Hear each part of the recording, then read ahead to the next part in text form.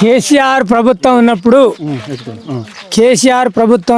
చిన్న పెద్ద మంచి చెడు అమ్మ అక్క అందరూ జనం ఆరోగ్యంగా బతికినాం. ఇవాళ రేవంత్ రెడ్డి వచ్చి ఎవరికి కూడా ఒక్క రూపాయి పావుల పైసలు మేలు చేయలే. ఆయన సార్థ చూసుకొని ఆయనే బతికిండు. ఆయన డోలడీల మాటలేసి ముందుబడి గెలిచిండు, పదవి ఎక్కిండు అనుకుంటాను. కానీ ఈసారి మళ్ళా ఒక్క ఓటు కూడా కాదు, జన్మలేగా మళ్ళా బయటికి రాడు, జన్మతో రాడు. ఎందుకన్నా ఈ ప్రజాపాలన కేసీఆర్ ఇచ్చిందే ఏంది మన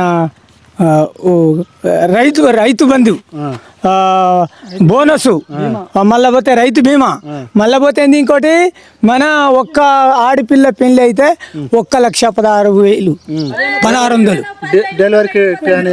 డెలివరీ కేటాని ఇంటికి డెలివరీ అయితే కేసీఆర్ ఇక్కడికి ఇంటికి పంపిండు.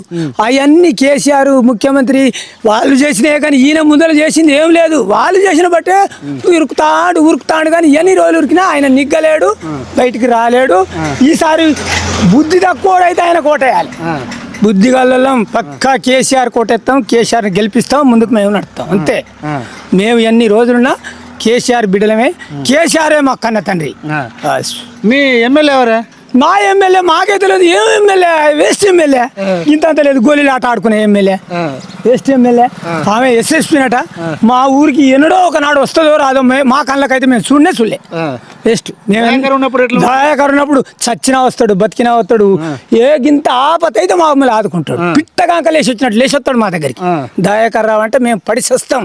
మా గురించి కూడా ఆయన పడిచేస్తాడు. అటువంటి దయాకర్ రావు. ఇప్పటికి కూడా దయాకర్ రావు వస్తే మేము జనమందరం కలిసి ముఖ్యంగా ముందుకు తీసుకొస్తాం దయాకర్ రావు. మరి దయాకర్ అంత మంచి పని చేసిండు, అన్ని ఆపసాపద ఆదుకున్నాడు, ఎందుకు కూడా కొట్టిలే? ఎందుకంటే ఈయన అంగబుంగ మాటలు మాట్లాడి ముందుకు తీసుకొచ్చారు. జనం బొగ్గిరు. ఏం బొగ్గిరు? మన ఏందా ఇదే గ్యాస్ ఫ్రీ అన్నాడు, బస్సు ఫ్రీ అన్నాడు, 500 అన్నాడు. నీకు 1,16,000 ఇయ్యంగా నీకు తులం బంగారం ఇస్తా అన్నాడు. అట్లా జనం మగ్గిరు తప్ప ఇట్లా మునుపు కేసీఆర్ పెట్టినట్టయితే ఈయనకి వేయకపోరు, ఆయనకే ఎదురు. ఇట్లా పెడతామంటారు కరే వేసిరు. కానీ ఇప్పుడు ఆయన చేసిన చేష్టలు, ఆయన నడిచిన నడక, ఆయన పోయే దారి అందరికి తెలిసింది కాబట్టి పక్కా మళ్ళీ కేసీఆర్కే వేస్తాం. కేసీఆర్నే ముందుకు తీసుకొస్తాం. కేసీఆర్తోనే మేము కలిసి ఉంటాం. ఇంకా 10 సంవత్సరాలు నేనే ఉంటా, బీఆర్ఎస్ పార్టీ తొక్కుకుంటా, మళ్ళీ నేనే వస్తాను. రాడు అస్సలకే రాడు. ఇంకా బంగారు తెలంగాణ కావాలంటే, మళ్ళీ మన బంగారం తెలంగాణ కావాలంటే ఏ పార్టీ వస్తే బాగుంటుంది? మళ్ళీ టీఆర్ఎస్ఏ, బీఆర్ఎస్ఏ ముందుకు రావాలి, కేసీఆర్ ముందుకు రావాలి. మళ్ళా మాకు ఎమ్మెల్యే దయాకర్ రావు ఉండాలి. మేము పక్కా ఓటేస్తాం, గెలిపిస్తాం. వాళ్ళ తోడుగా మేము ఉంటాం. ఏమైనా మేలు జరిగింది? అసలే మాకేం మేలు జరగలే. కేసీఆర్ ఉన్నప్పుడు సిసి రోడ్డు, ఏ సందులో సిసి రోడ్డు పోసిండు, ఏ సందులో నల్లా పెట్టిండు, గుడిసెలు ఇల్లు కట్టించిండు. మాకు ఈయన ఏమి ఏం చేయలే. ఆ చేసింది ఆయన మన్ను పోసుకుంటే ఇట్లా రుద్దినట్టు చెప్తారు తప్ప కేసీఆర్ చేసిందే. గల్లీకి సిసి రోడ్డు పోసినాం, గల్లీకి నల్లా పెట్టినాం. గల్లీలో ఇంత మాత్రం ఒక గుడిసె ఉంటే డబుల్ బెడ్రూమ్లు కట్టించినాం, మైసానం కట్టించినాం. ఎక్కడ చచ్చిన మనిషి ఇక్కడ కాలేజ్ దాంటే స్థలం లేకపోతే ఎవరికి కూడా మైసానాలు కట్టించారు కేసీఆర్ ప్రభుత్వంలో. అక్కడ కరెంట్ గుంజిర్రు. అక్కడ కాలేసుకుంటానికి మాకు మంచి ఒక అవకాశం ఇచ్చారు. ఈయన చేసింది ఏం లేదు. మాకు 24 గంటలు కరెంట్ వస్తుందా? 24 గంటలు కరెంట్ ఎప్పుడు రాలే. ఆ కేసీఆర్ ఉన్నప్పుడు ఇచ్చిందే.